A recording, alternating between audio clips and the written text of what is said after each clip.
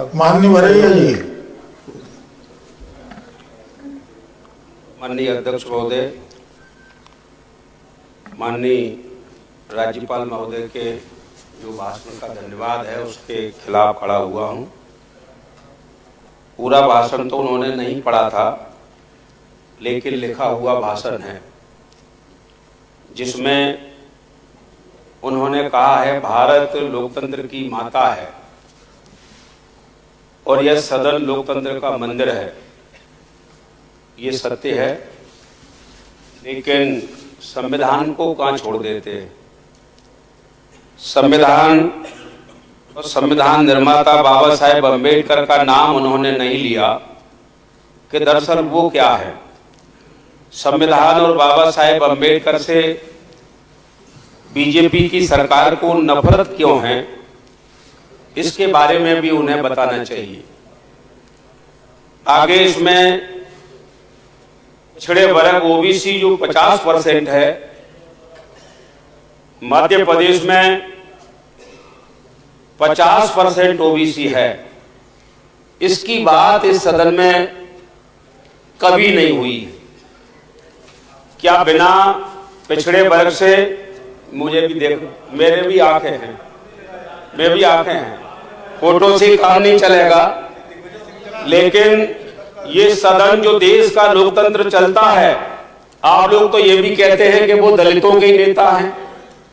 क्या संविधान अकेले शेड्यूल कास्ट के लिए लिखा है, ट्राइब के लिए लिखा है क्या? उस संविधान पूरे देश के लिए लिखा है, सभी वर्गों के लिए लिखा है, और सभी वर्गों के लिए लिखा है, तभी आप टाई सूट पहने हुए हैं। और मैं कहना चाहूंगा, यही नहीं है, पिछड़े वर्ग की चर्चा इसमें कभी नहीं हुई कि पिछड़े वर्ग का भी कोई विकास होना चाहिए कि नहीं होना चाहिए। भारतीय संविधान भाग 16 अनुच्छेद 340 और इसमें लिखा है, बाबा साहेब अम्बेडकर ने अपनी कलम से लिखा है, जिसकी जितनी संख्या भारी उसकी उतनी हिस्सेदारी। जब तक ये कानून लागू नहीं होगा, देश का लोकतंत्र मजबूत कभी होने वाला नहीं है। ये फॉर्मेलिटी है, चलती रहेंगी, लेकिन मजबूत होने वाला नहीं है देश का लोकतंत्र। और मैं आपसे कहना चाहूंगा, ये सारी संविधान की थीम में लिखा है। संविधान की थीम आपने पढ़ी हो, संविधान आपके घर में है नहीं, संविधान आपके घरों में है नहीं, वो संविधान के बारे में बोलते हैं। आप चुप रहिए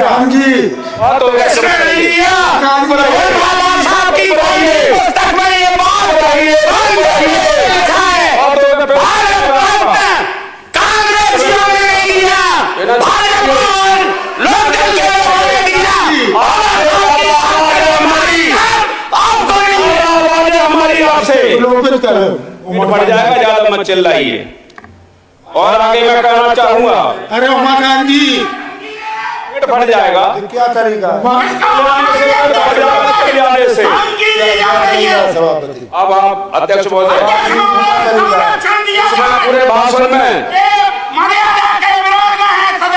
क्या मर्यादा के विरोध में? बैठा लो इनको, बैठा लो। उमाकांत जी, अध्यक्ष महोदय, कृपया बैठ जाए, आप कृपया बैठ जाए। गाय की अध्यक्ष महोदय चुप कराइए, मैं इनके भाषण में खड़ा नहीं होता हूं कभी। गाय की कृपया बैठ जाइए उमाकांत जी। का उदाहरण अधिकार नहीं है। चुपचाप रहिए, चुप होने के लिए ठीक है।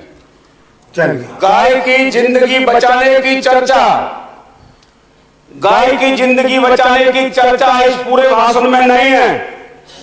रोडों में गाय मर रही है, गाय के कारण किसान मर रहा है, तो गाय रोडों में मर रही है। इसकी हत्या की जिम्मेदारी कौन लेगा?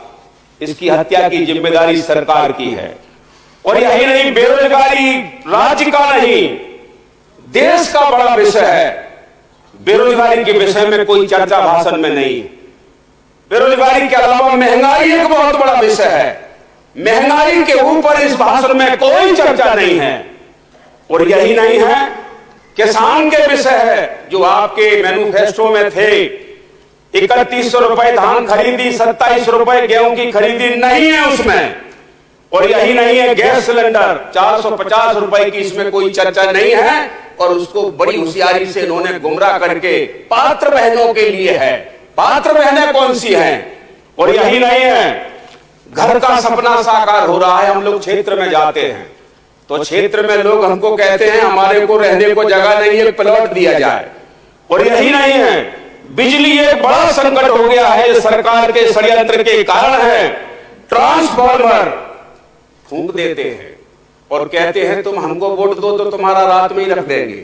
ये ट्रांसफार्मर की राजनीति हो रही है। इसकी ट्रांसफार्मर के ऊपर कोई चर्चा नहीं है।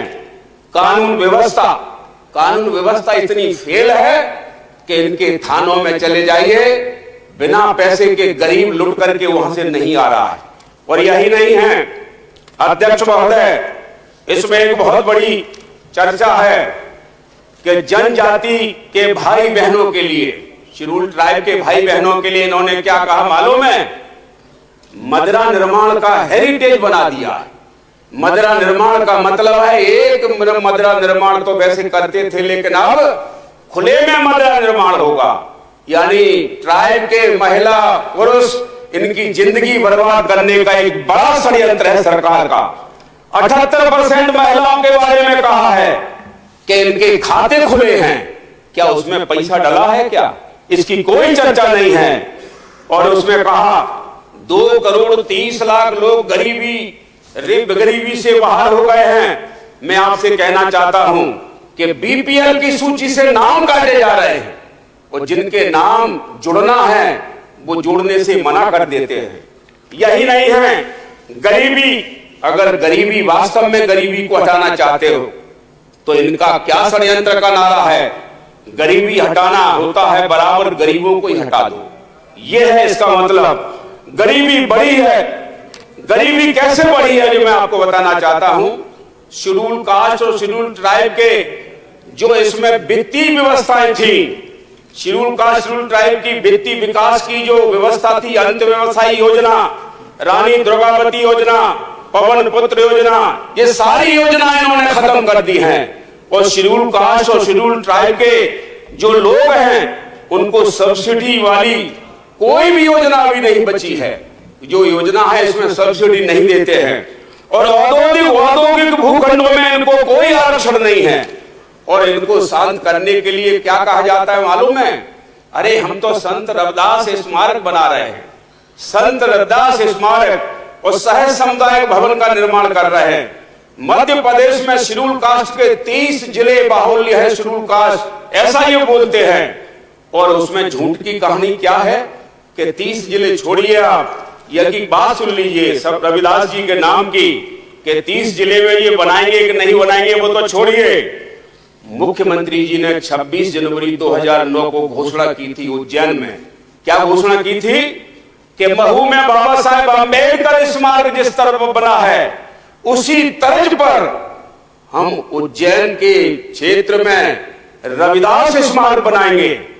और मैं आपको कहना चाहता हूं झूठ का कितना बड़ा पुलंदा है इनका, इनको शर्म भी नहीं आती है। ऐसी बातें भाषण में लिखवा देते हैं और राज्यपाल महोदय के मुंह से बुलवा रहे हैं। और उसमें क्या लिखा हुआ है कि ये सारे काम हम कर रहे हैं, जबकि उज्जैन के मामले में महू के तर्ज पर बनने वाला रविदास स्मारक 15 वर्ष हो गए हैं, 1 इंच स्मारक नहीं बना है। और अध्यक्ष महोदय यही नहीं है, मैं आपसे कहना चाहता हूं माननीय सभापति महोदय, सागर में बनना इनके संज्ञान के लिए उज्जैन में बन गया क्या? अरे माननीय जी, अरे माननीय भैया जी, अरे भैया जी 15 साल भैया जी थोड़ा बता दीजिए किसने बनाई? बाबा साहब अम्बेडकर की स्पेस क्यों बनाई?